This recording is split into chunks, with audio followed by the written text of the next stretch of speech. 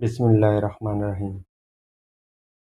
मैं कॉलेज और अपनी रिहाइश के दरमियान जिस रास्ते में से गुजरता था, इस रास्ते में एक औरत की दुकान थी जिसमें 18 पेंस में कहवा एक डब्बा खरीदता था।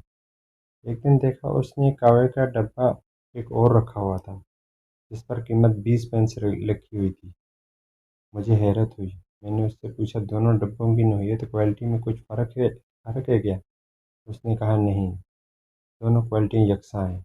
मैंने पूछा, फिर कीमत में ये फ़र्क क्यों? उसने जवाब दिया, नाइजीरिया जहाँ से ये कहवा हमारे मुल्क में आता है उसके साथ कुछ मसाइल पैदा हो गए हैं जिसकी वजह से कीमत में उछाल आ गया है।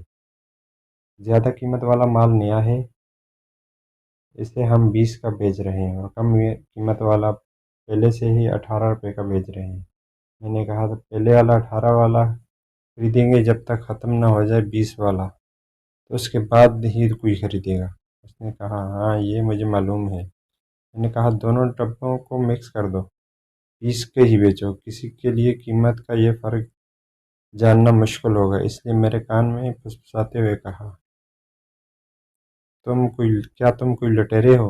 मुझे इसका जवाब अजीब लगा और मैं आगे बढ़ गया, लेकिन यह सवाल आज भी मेरे कानों में गूंज रहा है। क्या तुम कोई लुटेरे हो? यह कौन सा अखलाक है? दरअसल यह हमारा अखलाक होना चाहिए था। हमारे दीन का अखलाक ये है, वो अखलाक है जो हमारे प्यारे नबी सल्लल्लाहु अलैहि वसल्लम ने हमें सिखाया था। लेकिन अपनी ईमानदारी से बताएं, क्या हम लुटेरे नहीं? जुगाड़ में हलाल हराम तक को एक गाड़ी से रोंदते चले जाते हैं।